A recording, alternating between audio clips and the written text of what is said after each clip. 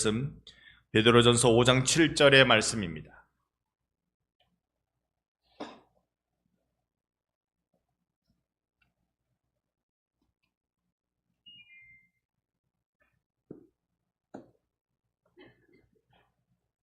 신약성경 383면 베드로전서 5장 7절, 1 Peter chapter 5 verse 7,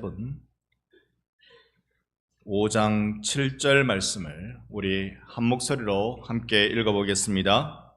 너희 염려를 다 주께 맡기라. 이는 그가 너희를 돌보심이라. 아멘. 할렐루야.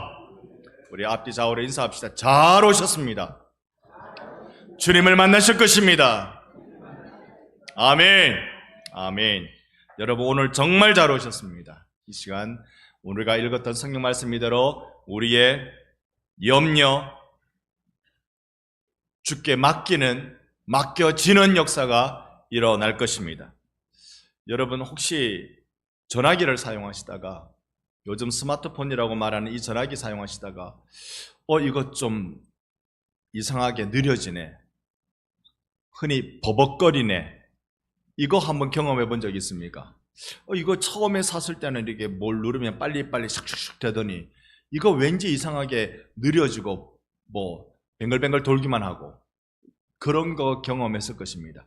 10중 8구 그럴 때는요, 소위 앱이라는 어플리케이션이 많이 열려져 있으면 그렇습니다. 내가 사용하던 그 무언가를 열어놓고 끝났으면 이걸 닫아야 되는데, 그걸 열어놓고 또 딴 거 열어놓고 딴 거 열어놓고 하다 보니까 여러 개 열려 있으니까 이 전화기가 감당하지 못할, 전화기가 수용하지 못할 범위까지 되니까 이게 뭔가 들어오면 새로운 걸 하려면 느려지는 겁니다. 슬로우 비디오가 되는 것이죠. 그런 현상을 여러분 경험하셨는지요? 그럴 때는 방법은 딱 두 가지입니다. 하나는요, 폰을 바꾸는 일입니다. 이게 좀 오래돼가지고 성능이 떨어진가 보다. 두 번째는요, 껐다 켜는 일입니다. 한국의 제품, 아니 전 세계 제품이 똑같을 거예요. 두드려보고 안 되면 껐다 켜는 겁니다. 껐다 켜면 이게 열렸던 게 그냥 한꺼번에 싹 다 닫혀버리는 거죠.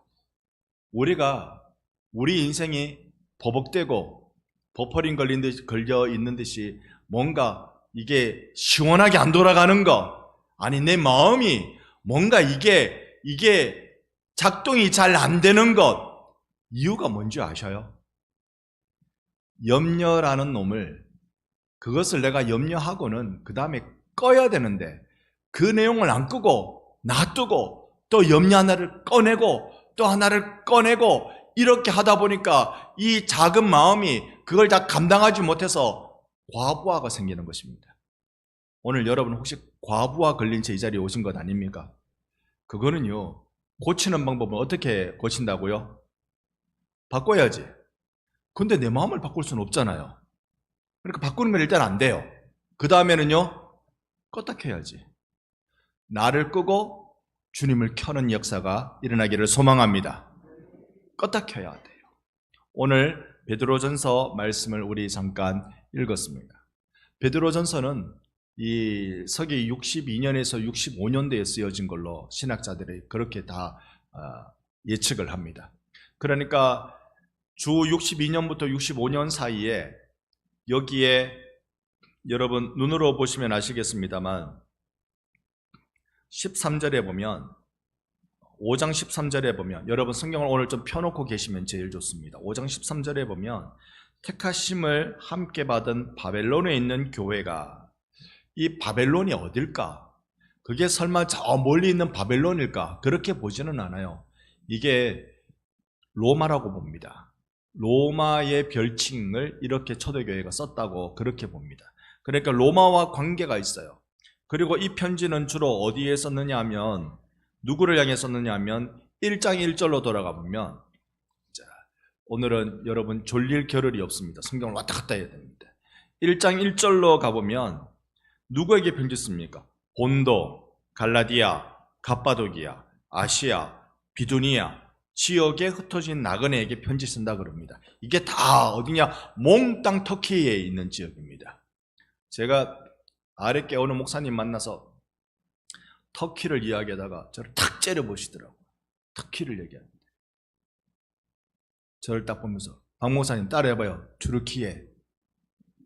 제가 터르키예라고 했습니다. 그죠? 이 몽땅 터키에 있는 지역입니다. 그런데 여기에는 아직 직접적인 박해가 오지 않았을 때입니다. 이게 주 62년에서 65년경에 썼다 그러면. 그런데 로마에는 지금 베드로가 지금 로마에서 문안하느니라 그랬으니까 로마에 있는 교회는 지금 위험을 곧 할 거거나 하고 있는 중에 있습니다. 왜냐하면 주 64년에 그때 로마의 왕 네로가 똘끼가 충만한 네로가 불을 질러가지고 로마의 대화재가 일어난 사건이 발생합니다. 그래가지고 이 화재의 범인이 내다 이러면 네로는 끝장나거든요. 그러니까 희생양을 만드는데 당시에 기독교인들, 로마에 있는 기독교인들을 희생양으로 만듭니다. 희생양으로 만들 법한 내용이 두 가지 정도 있었습니다. 여러 가지 있었지만 그 중에 두 가지 뽑으면 첫 번째는 기독교인들이 살고 있는 소위 이제 대구의 달동네 어디라고요? 비산동. 알아주셔서 고맙습니다. 대구의 달동네 비산동처럼 이 로마의 기독교인들이 사는 동네가 비산동이었다고요. 그래서 거기는 화재를 면했습니다. 게다가 기독교인들이 모이면 늘 말하는 게 우리에게 성령에 뭘 주옵소서, 불을 주옵소서 기도했거든요. 앞뒤 다 잘라먹고 이들이 염탐꾼들이 들리는 이야기는 불을 달라고 기도하더라. 쟤네들이 살고 있는 거주 지역에는 불이 안 났고 로마 다른 전역에 불이 났는데 늘 쟤네들은 불 달라고 기도하는 거 보니 이 불낸 범인은 폰으로 알려주는 거예요. 기독교인이라고. 기독교인인 거예요. 자, 이러니까요 기독교인들이 박해에 금방 노출되는 겁니다. 박해받을 만한 일입니다. 두 번째, 이렇게 말한 기독교인들이 첫 번째가 이 불이 안 났고 두 번째가 불을 달라고 요청하고 이렇게 하는 기독교인들을 향하여서 네로가 기독교인들을 박해하기 시작합니다. 이게 전 제국적으로 박해가 이루어지진 않았지만 그 당시에 로마는 홍역이었습니다. 로마는 네로의 잔악한 박해를 경험했습니다. 그런 것을 보고 있는 베드로가 딱 보니까 낌새를 보니까 이게 제국으로 확장될 가능성이 심각하게 높은 거예요. 그러니까 이 편지를 쓰는데 우리가 1장 1절에 봤습니다만 본도, 갈라디아, 갑바도기아, 아시아, 비두니아 어딘지 모르겠지만 다 어디에 있다고? 터키. 여기에 있는 성도들에게 편지를 딱 쓰는데요. 박해가 너희들에게 올 것이다. 박해가 너희들에게 올 것이다. 근데 이미 터키 지역에서도요 기독교인들이 환영받지 못하는 상황이었다는 건 오늘 편지를 통해서 알 수도 있습니다. 1장 1절에 보니까 흩어진 누구? 나그네. 이미 이 기독교인들은 나그네의 삶, 순례자의 삶을 사는 자들이라고 이야기합니다. 그 다음에 여러분 눈으로 2장 12절로 쫙 한번 열어봅니다. 2장 12절 제가 보니까요 여기에 중반에 보면 너희를 악행한다고 비방하는 자들, 그들에게 너희 선한 일을 보여줘라. 그러니까 여기에 기독교인들은 악행을 행한다고 비방을 받고 있습니다. 그러니까 비방받고 있는, 비난받고 있는 공동체. 어떤 악행이냐? 그거는 우리가 상상컨대 이렇게 주일마다 성찬식 했거든요. 초대교회는 주일마다 성찬식을 하는데 성찬식 할 때마다 이 떡은 뭐라고요? 예수님의 살. 이 잔은 예수님의, 이걸 어째래요? 떡은 먹고 피는 마시고. 밖에서 들으면 인육하는 거잖아요. 이거 인간 제사 드리고 별짓을 하는 것처럼 들려진단 말입니다. 그러니까 이미 충분히 오해를 받으면서 비난받고 있었습니다. 그게 아님에도 불구하고 3장 16절에 가서도 보면요 선한 양심을 가지라. 이는 그리스도 안에 있는 너희의 선행을 뭐하는 자? 욕하는 자들로. 우리의 선행을 욕하는 자, 결국은 여기에 사회적 모욕을 받고 있다는 겁니다. 우리의 선행이 욕을 듣는 일이 된다. 굉장히 약자의 공동체 모습 보입니다. 좀 더 볼까요? 2장 18절. 2장 18절에서 20절까지 한번 교독후 20절을 함께 봅니다. 사환들아, 범사에 두려워함으로 주인들에게 순종하되 선하고 관용하는 자들에게만 아니라 또한 까다로운 자들에게도 그리하라.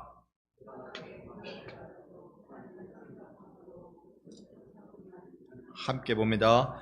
죄가 있어 매를 맞고 참으면 무슨 칭찬이 있으리요? 그러나 선을 행하고 고난을 받으며 참고 이는 하나님 앞에 아름다우니라. 아멘. 18절에 보니까요, 까다로운 자들이 있답니다. 여러분, 까다로운 사람 만나봤습니까?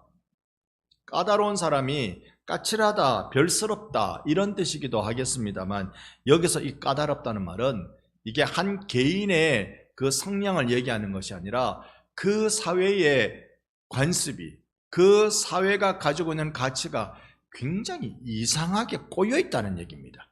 그러니까 우리가 당연히 이게 선행인데 악이라고 행하고 또 악행인데 그걸 당연한 것으로 여기는 그런 자들 앞에서 뭐하라? 두려워하고 순종하고 관용해라.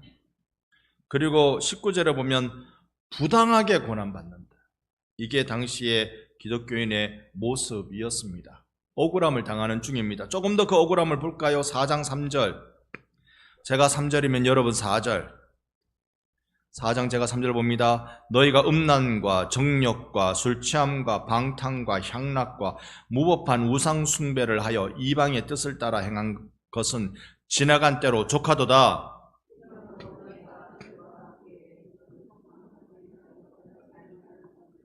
그들이 이상히 여겨 비방하나. 아멘. 여러분, 3절의 것들에 대해서 이건 안 믿는 사람도요, 이러면 안 된다고 생각하는 것들입니다. 그게 당연한 것들입니다. 지금 생각해 보면. 그런데 고대 사회에서는 4절에 그것을 거부하며 방탕함을 거부하며 경건함으로 살아가는 자들을 향하여 이상히 여겨 비방하는 일이 그 사회의 관용에 있다는 걸 엿볼 수 있습니다. 신앙 때문에요, 이 기독 공동체가 소외를 받게 되는 것입니다. 여러분, 우리의 지금 목숨을 위협하는 박해의 정도는 아니지만, 그 정도는 아니지만 자꾸 비난받고 오해받고 까다롭게 하고 일상 속에서 이런 지속적으로 이런 것들이 누적되고 그 압박이 우리에게 찾아올 때는 불안해지고 두려워지는 게 당연한 것입니다. 우리의 염려는 무엇입니까? 여러분과 저희의 작은 소망이 있다면 평생 예수와 함께 경건하게 살아가는 것인 줄로 믿습니다. 그것 말고 더 큰 꿈은 우리에게 별로 꾸어지지 않지요. 예수와 함께 경건하게 살아가고 싶어요. 그런데 그것에 대해서 오해와 비난이 가득하다면 얼마나 우리가 두려울까요? 이게 막연하게 이렇게 말씀드려서 실감이 안 날 수도 있습니다만, 나 집에서 예수 잘 믿는 것으로 살고 싶다, 그러다가 혼난 적이 얼마나 많습니까? 나 집에서 예수 잘 믿는 사람 되고 싶다고 여러분 혼난 적 없으세요? 여러분은 어릴 때부터 가정의 평화를 위해서 교회 나오셨습니까? 교회 안 나가면 가정의 평화가 깨지기 때문에 엄마 아빠가 싸우니까 가정의 평화를 위해서 교회 나와주는 거, 그건 다 대부분 모태신앙입니다. 모태신앙은 뭐라고요? 모든 게 태만한 신앙. 제가 모태신앙이라서 그렇습니다. 그런데 정말로 예수 믿는 것 때문에, 예수 믿는 그 하나 때문에 핍박받고 어려움 겪고 죽을 뻔한 위기를 경험한 사람들에게 마음에 평생 소원 한 가지가 뭔지 아세요? 나 예수 믿는 사람하고 결혼하고 싶다. 어릴 때부터 평생 소원 하나가 나 예수 믿는 사람하고 결혼하고 싶다. 예수 믿는 남편 만나고 싶다. 그래서 나 예수 믿는 것에 진짜 자유와 행복을 누리고 싶다. 여러분, 그런 소망 가져본 적 있으세요? 예수 믿는 거, 그거 하나만이 유일한 내 배우자의 자격이다. 여러분 자녀의 배우자의 자격은 예수 믿는 그 하나만으로 충분하면 아멘. 별로 없을 줄 알았어요. 우리는 지금은 좀 다른 생각이 달라지죠. 근데 그때 생각해 보세요. 그때 생각해 보세요. 정말로 예수 믿는 그거 하나만으로 나 이거면 제일 좋겠다. 그래서 내 남편 감은, 내 아내 감은 예수 믿는 거 이것만 된다면 난 다 오케이. 그래도 여러분 안 되는 건 안 되는 겁니다. 아무리 예수 믿어도 안 되는 건 안 되는 거예요. 어떤 거예요? 결혼하려 했더니 유부녀다. 그러면 안 되잖아. 그건 안 되잖아. 종교개혁가들의 결혼 보면 참 재밌습니다. 일단 칼빈부터요. 당시에는 상상하기 힘든 칼빈이 27살 총각인데 그 당시에는 31살이었겠습니다. 총각인데 연상에 최대 9살 연상이라고 말하는 이도 있습니다만 한 4, 5살은 연상일 거예요. 연상에 과부에 남편은 죽었어. 어쨌든 과부에 애가 최소한 하나 이상 딸린 그 어마무시한 이 당시로는 상상할 수 없는 칼빈은 첫 결혼이거든요. 상상할 수 없는 칼빈이 그렇게 결혼했습니다. 칼빈을 제네바의 목회자로 불러 세워놓은 파렐이라는 종교개혁자는 자기가 결혼을 했는데 한 60쯤 될 나이에요. 18살과 결혼했어요. 그렇게 하면 어떻게 해야 됩니까? 감옥에 집어넣어야 된대. 여러분 지금은 그 감옥 들어가는 거 아시죠? 18살하고 감옥에 집어넣어야 된대. 칼빈이 이것 때문에 이 자기를 제네바의 사역자로 불러세운 파레라고 절교를 했습니다. 이것 때문에. 뭐 여러 이 종교개혁가들의 결혼 행태를 보면 루터만 보면요. 자기가 신부인데 수녀랑 결혼했다고요.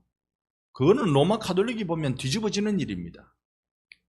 자, 그러나 오늘 우리들에게 있어서 정말로 한 가지 조건이 있다면 예수 믿는 거였다. 그게 우리의 결혼의 중요한 조건이었습니다. 안 되는 건 분명히 안 되는 거지만 윤리와 도덕, 사회 법으로 안 되는 건 분명히 안 되는 거지만 그거였습니다. 왜요? 우리는요 나그네이기 때문에 그렇죠. 나그네로 이 땅에 살아야 되기 때문에 서로 정말 오직 한 가지로 힘모을 그 대상이 필요했던 것입니다. 오직 한 가지로 힘모을 재물도 아니고 명예도 아니고 미모도 아니고 예수의 신앙이었던 것입니다. 이들을 향하여서 베드로는 저들에게 이제 곧 큰 고난이 다가갈 것 같은데 그들을 누구라고 지켜 세우는 거 아니? 2장 9절 말씀 한 목소리로 우리 귀한 말씀을 힘있게 함께 읽습니다. 그러나 너희는 택하신 족속이요 왕같은 제사장들이요 거룩한 나라요 그의 소유된 백성이니 이는 너희를 어두운 데서 불러내어 그의 기이한 빛에 들어가게 하신 이의 아름다운 덕을 선포하게 하려 하심이라. 아멘. 베드로가 어떻게 한다고요? 너희는 택하신 족속이요. 아멘. 왕같은 제사장이요. 아멘. 거룩한 나라요. 아멘. 하나님의 소유된 백성인 줄로 믿습니다. 베드로가 그렇게 말해주는 거예요. 너희들 이런 존재야. 너희들 거룩한 나라야. 거룩한 나라야. 게다가 또 어떻게 얘기하는 거 아니에요? 1장 6절 7절 갑니다. 제가 6절 여러분 7절 그러므로 너희가 이제 여러 가지 시험으로 말미암아 잠깐 근심하게 되지 않을 수 없으나 오히려 크게 기뻐하는도다. 너희 믿음의 확실함은 불로 연단하여도 없어질 금보다 더 귀하여 예수 그리스도께서 나타나실 때에 칭찬과 영광과 존귀를 얻게 할 것이니라. 아멘. 여러 가지 근심을 만나서 잠깐 근심하지 않을 수는 없겠지만 여러 가지 시험 만나서 그럴 수밖에 없겠지만 그러나 기뻐해라.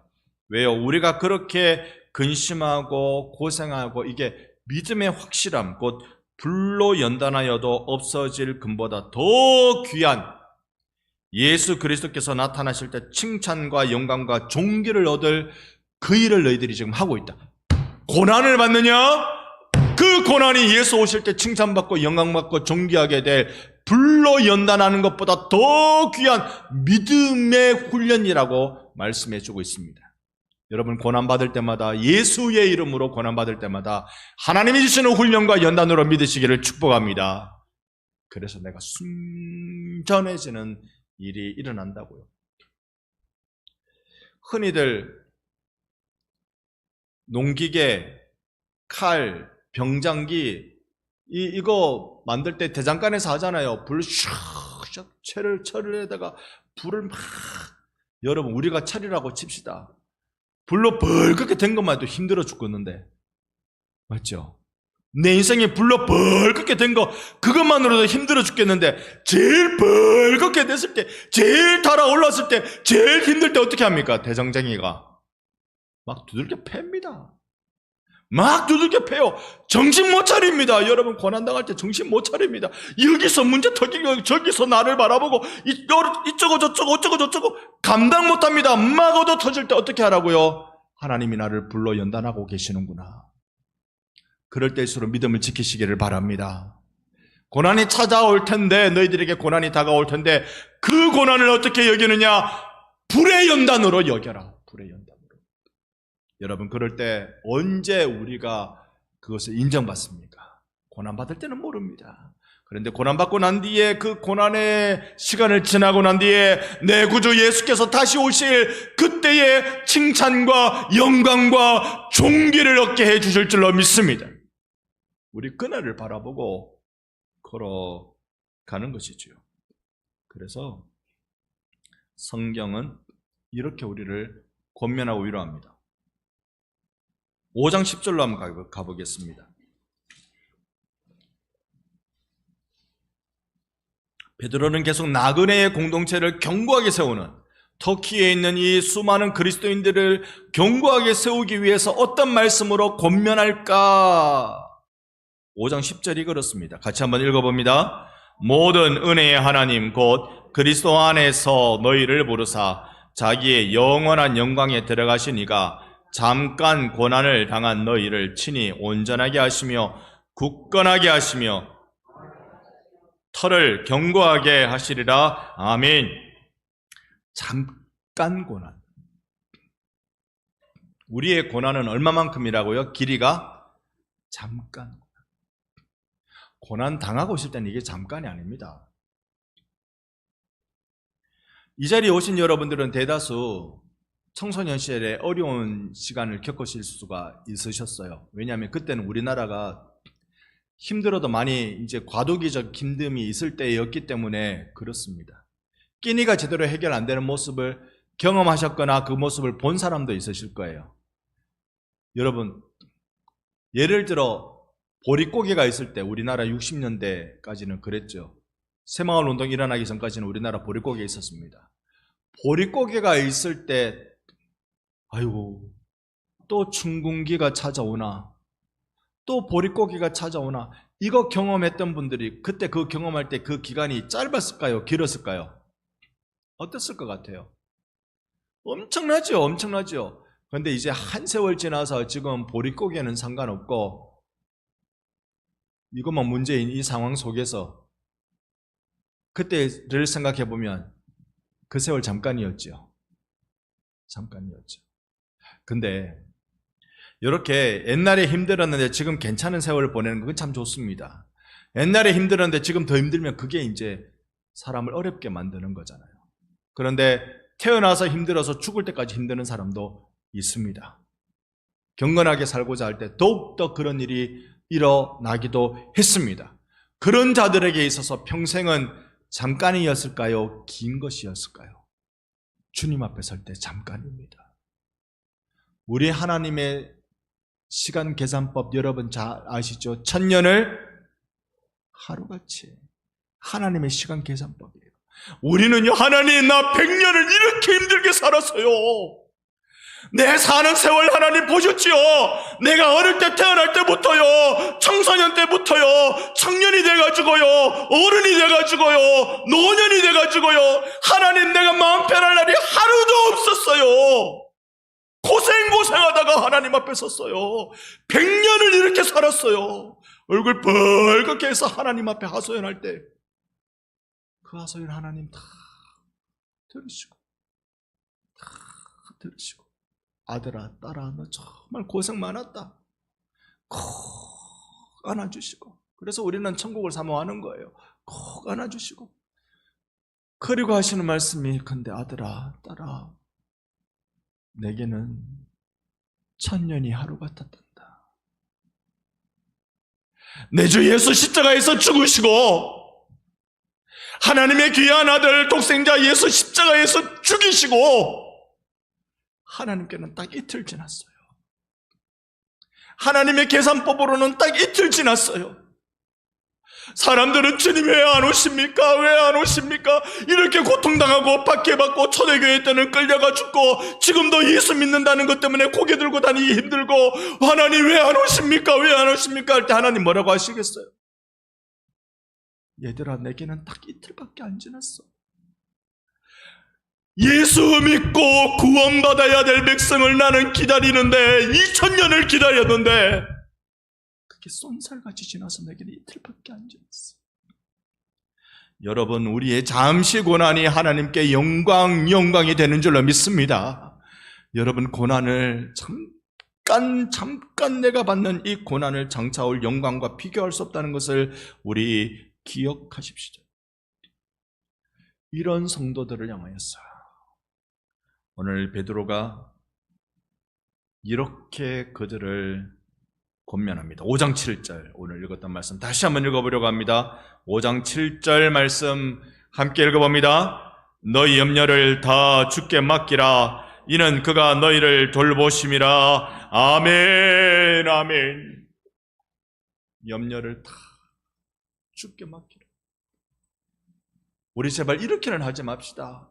이 염려 열어놓고 이 염려 때문에 머리 골몰하게 생각해보니 또 이 염려가 열리고 이 염려 때문에 생각하다가 또 이 염려가 열리고 염려 한참 열려놓고 더 이상 내가 감당 못해서 과부하 걸려서 뒤로 거품 물고 넘어지는 일, 우리 그래는 하지 맙시다.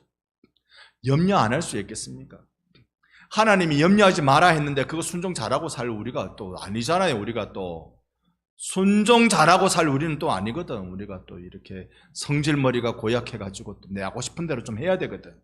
그래도요 내 하고 싶은 대로 하더라도 요 연료 나오면 딱 끄고 그렇게 하십시다. 컴퓨터 사용해도 똑같습니다. 컴퓨터 사용해도 요즘 제가 컴퓨터 사용하는 건 요즘 걸로 이렇게 요즘 나오는 뭔가 프로그램하고 이런 거 사용하면 몇 개 열어놓으면 얘가 가만히 있어요. 제가 똑똑똑 두드려도 컴퓨터가 가만히 있어요. 그럼 어떻게 해야 된다고요? 첫 번째는 컴퓨터를 어째? 바꿔야지. 새 걸로 바꿔버리면 돼. 바꾸지 못할 것 같으면 껐다가 켜야지. 껐다가 키면 얘가 말을 들어. 여러분 어떻습니까? 오늘 염려라는 걸 꺼놓는 연습을 좀 해보시기 바랍니다. 특별히 하나님 앞에 있을 때 여러분 꺼놓으시기를 바랍니다. 산더미 같은 염려를 여러분 가지고 나오셨죠? 예수 앞에 나오면 그 염려 무거운 짐을 다 내려놓아 줍니까? 이 짐이 가볍게 만들어 주십니까? 여러분 예수님은 어떻게 하시는 분이신 것 같아요? 다시요. 예수 앞에 내가 힘들어서 예수 앞에 끙끙거리면서 내 삶의 무거운 짐을 가지고 딱 나왔을 때 예수님이 이 짐을 다 해결해주고 내려놓게 해주십니까? 이 짐은 짐인데 짐이 가볍게 느껴지게 해주십니까? 여러분이 경험한 예수님은 어떠냐고요? 그 다음 성경 구절은 우리가 몰라도 여러분이 경험한 예수님은 어떠냐고요? 이거 경험해 보셨습니까? 엄청나게 무거운 놈. 요즘 젊은이들이 이 운동한다고 아령 이거 많이 하는데, 아령이 몇 킬로짜리를 들면 손이 좀 벌벌벌 떨립니까? 저야 1킬로만 들어도 떨릴 것 같은데 몇 킬로 들면 손이 떨립니까? 우리 교회는 하시는 분이 없는 걸로. 제 생각에는 5킬로만 들어도 이 손목의 힘줄이 끊어질 것 같은 생각이 들 것 같아요. 근데 이 5킬로 들어서 벌벌벌 떨리는데 이걸 여러분 물속에서 들으면 어떻게 될 것 같아요? 많이 가벼워지겠죠? 물속에서. 여러분 텔레비전에 예전에 달에 암스트롱인가요? 70년 몇 년도인지 모르겠습니다만 그때쯤 이 우주선 타고 가가지고 달에 내렸는데 거기에 이 암스트롱이 걸을 때 여러분 보셨습니까? 조금만 걸었는데 마치 붕붕 뛰어다녔죠. 제가 알기로는요 100kg짜리 쌀가마니를 달에서 들면 20kg밖에 안 계신대요. 신기하죠? 예수님은 우리에게 어떻게 주시겠습니까? 염려라는 근심이라는 짐을 없어지게 만들어지진 않아요. 우리가 지고 있는 무거운 짐이 없어지진 않아요. 없어지진 않아요. 그런데 예수님이 뭘 하시냐면 땅에서 무거운 짐을 지고 벌벌벌 다리 떨리도록 어깨 빠질 것 같은 그런 힘겨움 속에서 예수 딱 만나면 너희 염려를 다 주께 맡기라. 이는 그가 너희를 돌보심이라 말씀 확 받으면 똑같은 짐을 지고 있는데 무겁지가 않아지는 겁니다. 예수님이 나와 함께 하시지. 예수님이 나 붙들어 주시지. 예수님이 나 불쌍히 여겨 주시지. 오늘 그 주님을 만나는 여러분 되시기 바랍니다. 연말에 여러 가지로 복잡하고 어렵고 힘든 일들이 우리 가운데 있겠지만 새해가 되면 뭔가 좀 나아지려나 장담컨대 열에 9은 안 나아집니다. 똑같습니다. 그런데 뭐가 바뀌어야 됩니까?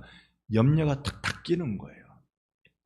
염려 대신 감사, 주님이 나와 함께 하신다는 감사, 이걸로 변화되는 것입니다. 주님의 초청에 다 나오시는 여러분 되시기를 예수 이름으로 축원합니다. 아멘.